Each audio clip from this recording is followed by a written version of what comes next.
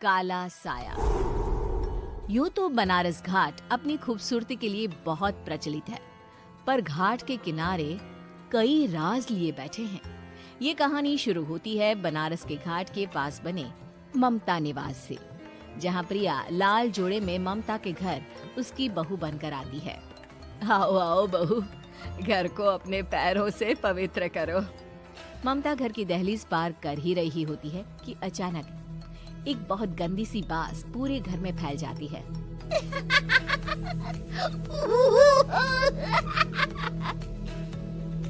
ये बदबू और ये आवाजें, ये कौन हंस रहा है माँ? अब ये पड़ोसी ना हमारे थोड़े अलग से है। कहाँ हम शाकाहारी और ये मांस मच्छी खाने वाले। छोड़, तू ध्यान मत दे और गृह प्रवेश कर। और हाँ बहू, अपनी सास की एक बात हमेशा याद रखना, इन पड़ोसियों से तो कभी बात नहीं करेगी। अच्छे लोग नहीं है ये। अपनी सास की ये बात मानेगी ना बेटा? हाँ माँ, जो आपकी मर्जी, मैं उनसे बात नहीं करूँगी। अगले दिन प्रिया अपनी पहली रसोई बनाने रसोई घर में जाती है। ये छोटी बात तो नाक में जा रही है। एक काम करती हूँ, खिड़की खोल देती हूँ। प्रिया खिड़की खोलने जाती है। इतने जाले, लगता है इस खिड़की को कभी खोला ही नहीं गया। पर ऐसा क्यों? ओह, नॉन वेज की स्मेल आती होगी ना। 2 मिनट के लिए खोल लेती हूँ, फिर बंद कर दूंगी। प्रिया खिड़की खोलती है। खिड़की खोलते ही उसकी नजर सामने वाले घर की खिड़की पर पड़ती है, जहाँ एक लड़की खड़ी होती है। हाथों में मेहंदी, लाल रंग की साड़ी, बिल्कुल सजी धजी, मानो प्रिया की तरह ही वो भी नई नवेली बहू हो। वो प्रिया को देखकर मुस्कुराती है। हे भगवान, माँ ने तो इनसे बात करने को मना किया था। प्रिया फौरन ही खिड़की बंद कर देती है और तवे पर चढ़े रोटी की ओर देखने लगती है, पर वहाँ रोटी न होकर मछली पड़ी होती है। ये क्या? पहली ही रसोई में इतनी बड़ी गलती। हे भगवान, अब मैं क्या करूं? प्रिया बहुत डर जाती है और फौरन रसोई की सफाई करने और फिर सभी के लिए खाना बनाने लग जाती है। जब वो सबको खाना परोसती है, सब तो ठीक है, मैं बेकार में चिंता कर रही थी।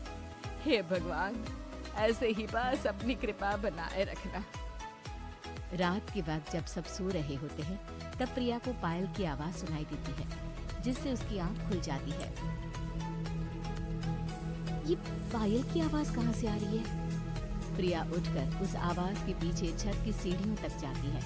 तभी उसे बच्चे के रोने की आवाज आती है। प्रिया छत पर जाती है तो क्या देखती है? वही लाल साड़ी वाली लड़की अपनी गोद में एक नवजात बच्चे को घुमा घुमा कर सुला रही है। तभी प्रिया की नजर उसके पेट पर पड़ती है। ओह गॉड, ये तो प्रेग्नेंट भी है। सुनिए, बच्चा सो नहीं रहा है क्या? मैं कुछ मदद करूं? नहीं नहीं, आपके घर वालों को अच्छा नहीं लगेगा, मैं संभाल लूंगी। स्नेहा की गोद से बच्चा हाथ मारकर प्रिया की गोद में आने को छटपटाने लगता है। दोनों घर अगल बगल में बने होने के कारण प्रिया उस बच्चे को गोद में ले लेती है। प्रिया के पास आते ही वो सो जाता है। बच्चे का वो स्पर्श रात भर प्रिया भूल नहीं पाती और अगली सुबह वो छत पर कपड़े सुखा रही होती है। तभी उसे एक औरत इशारा करके बुलाती है। स्नेहा कह रही थी बाबू तुम्हारी गोद में आते ही सो गया। मैं गौरी, स्नेहा की माँ हूँ। बहू, घर आना, बाबू को खिला भी लेना। शाम को जब घर पर कोई नहीं रहता, बच्चे से मिलने के लिए प्रिया छिपकर अपनी पड़ोसन के घर चली जाती है और कुछ देर बच्चे को खिलाकर वापस लौट आती है। इसके कुछ दिन बाद ही प्रिया को पता चलता है कि वो माँ बनने वाली है। ममता की खुशी का ठिकाना नहीं रहता।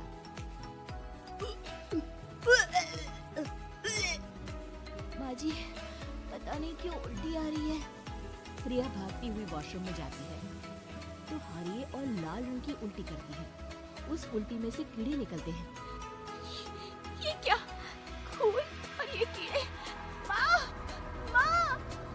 प्रिया की आवाज सुनकर ममता दौड़ कर आती है, पर बेसिन में कुछ नहीं होता। प्रिया हक्की बक्की रह जाती है।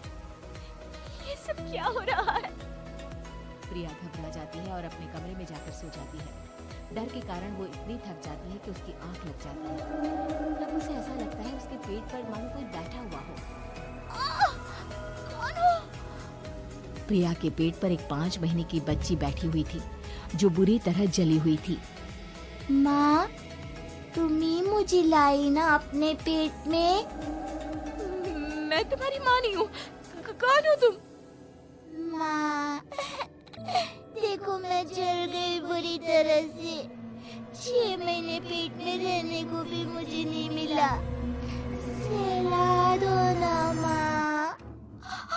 बचाओ, बचाओ, माँ।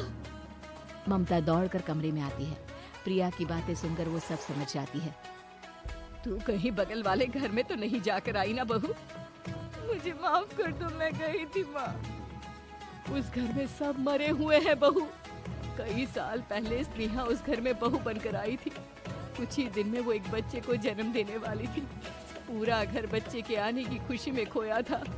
एक दिन अचानक उस घर में आग लग गई। सब बुरी तरह जलकर मर गए। गौरी आज भी दादी बनने का इंतजार कर रही है और इसीलिए स्नेहा ने अपना अजन्मा बच्चा तुम्हारी कोख में डाल दिया। ममता ये कह रही होती है कि पीछे से उसके पैरों को एक बच्चा पकड़ लेता है। दादी, दादी। माँ, स्नेहा की गोद में यही बच्चा था। ये बच्चा कौन है फिर? तेरी मौत है। तेरी भी दादी। जिस चीज का ममता को डर था वही हो गया। ममता निवास के ऊपर मौत ने चादर बिछा दी थी। प्रिया का पेट ऐसे बढ़ जाता है मानो 9 महीने का हो। 2 हाथ उसके पेट से बाहर निकलते हैं। बहू, संतोष को फोन कर, किसी पंडित जी को बुला बहू। प्रिया का पति भागता हुआ घर आता है। ये तो होना ही था माँ। तेरा पाप तेरे सामने आ गया तो तू सह नहीं पा रही है। स्नेहा घर में आग लगी नहीं थी, माँ ने लगाई थी, प्रॉपर्टी की लालच में। और वो बच्चा मेरी पहली पत्नी का बच्चा है, मेरा बेटा, जो कि उस आग की चपेट का शिकार हो गया था। मैंने तुमसे ये सब माँ के कहने पर छुपाया था। मुझे माफ कर दो प्रिया।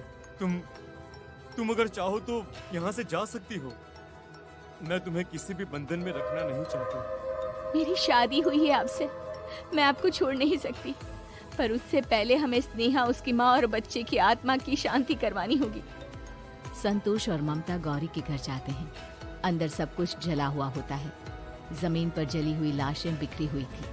ममता रो रो कर अपनी करने की माफी गौरी से मांगती है। प्रिया स्नेहा के घर वालों का अंतिम संस्कार करवा देती है और ममता निवास फिर से आत्माओं के साए से मुक्त हो जाता है। उम्मीद है कि आपको हमारी ये कहानी पसंद आई होगी। कृपया हमारे चैनल को सब्सक्राइब करें और सभी अपडेट्स के लिए बेल आइकन जरूर क्लिक करें। और हाँ, वीडियो लाइक और शेयर करना मत भूलिएगा। Bye bye.